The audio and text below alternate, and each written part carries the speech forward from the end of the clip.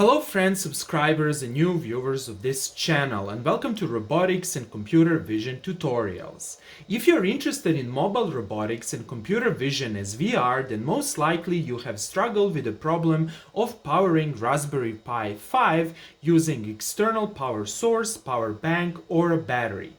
Well, the issue with Raspberry Pi 5 is that it requires 5.1 volts at max 5 amps. And here is the official adapter provided with Raspberry Pi 5. Note over here that this adapter is rated for 27 watts. Raspberry Pi 5 is a power-hungry device, and this adapter over here provides a voltage and a current that are not so standard when it comes to devices similar to Raspberry Pi 5. Namely, most USB-C devices or devices that are powered through USB-C or external batteries, such as the battery that you can use for powering your mobile phone, usually give 5 volts at max 2.5 or 3 amps.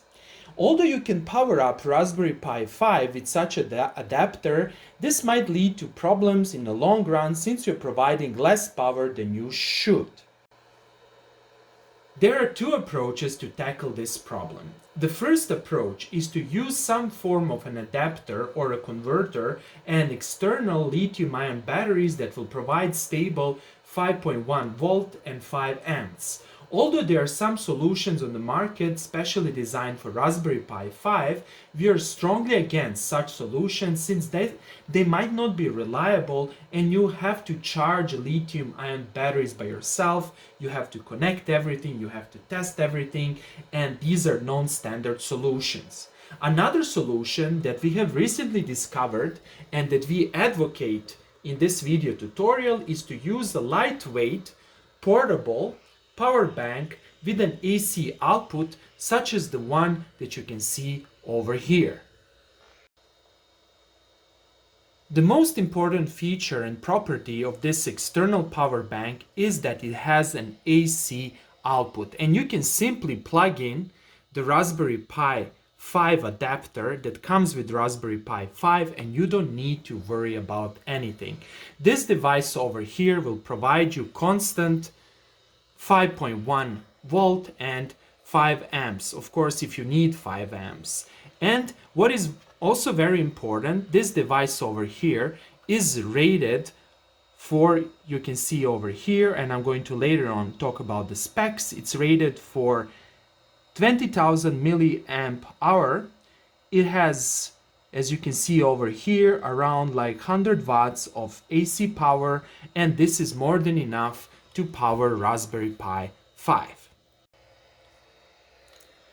In the background you can see this noise, and this noise actually comes from the fans of this device. And this is another nice feature, is that this device is being actually actively cooled, which is a very nice feature.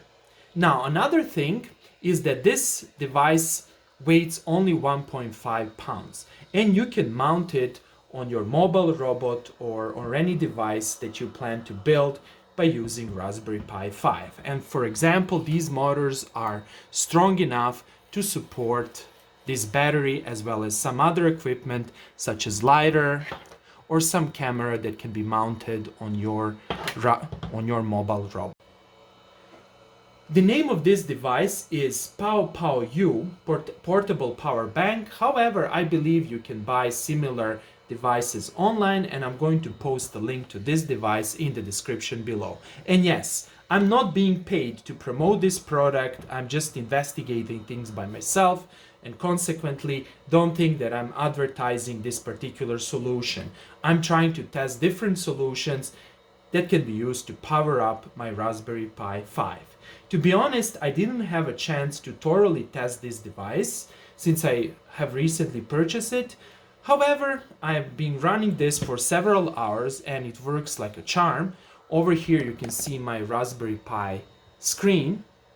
I was able to open Google, I was able even to compile the ROS code, I was able to go to YouTube, I was able to surf, so no issues. Works like a charm.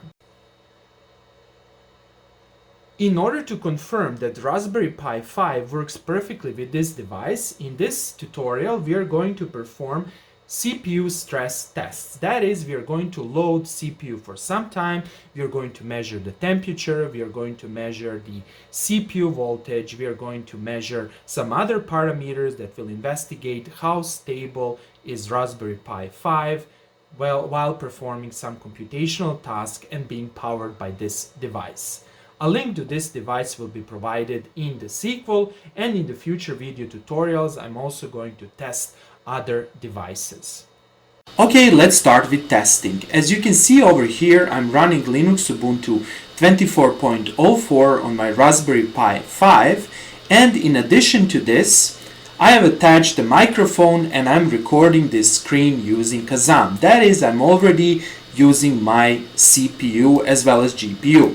Okay, so let's open a terminal, and the first test will tell us how much resources are being used, or better to say, what is the CPU clock power, what is the temperature, and what are the other important data for functioning of Raspberry Pi 5.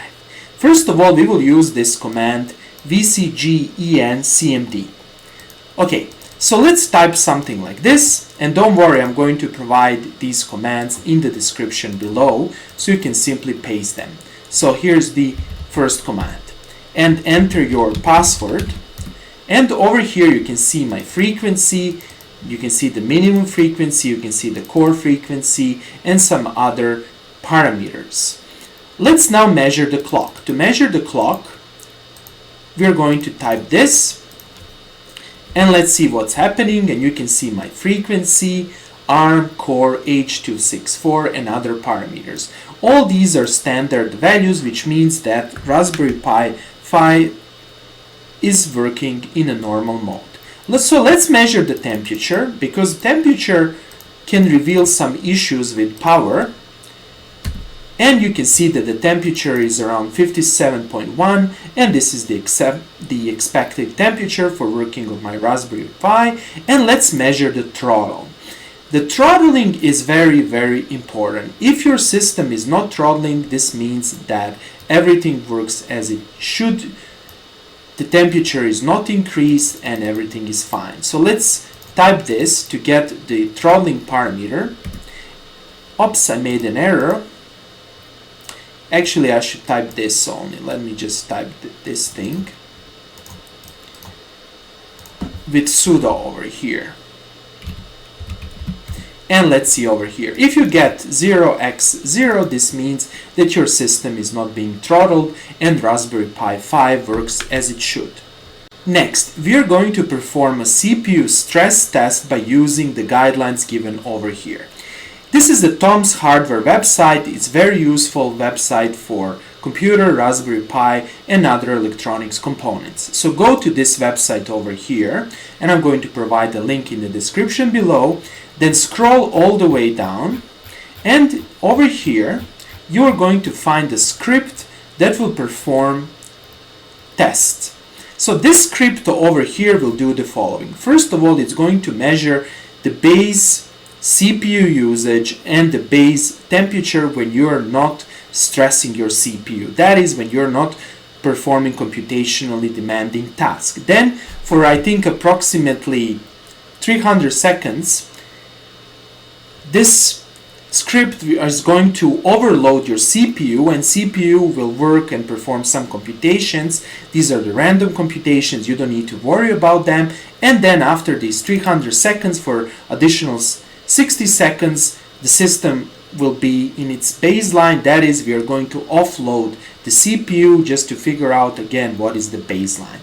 So how to run this script? Well, to run this script, simply copy everything over here. Let me now select everything. This thing, let me see, or maybe I can just do Control A. Let's see. Let me go from below. Okay, perfect. So copy, then go back to the terminal, and over here type sudo nano test cpu_cpu.sh, and then over here simply paste this thing, then save it by pressing Ctrl O, press enter, then Ctrl X to exit, and let's make sure that this script is here. Let me just see where it is. Here it is. Copy the name of this file.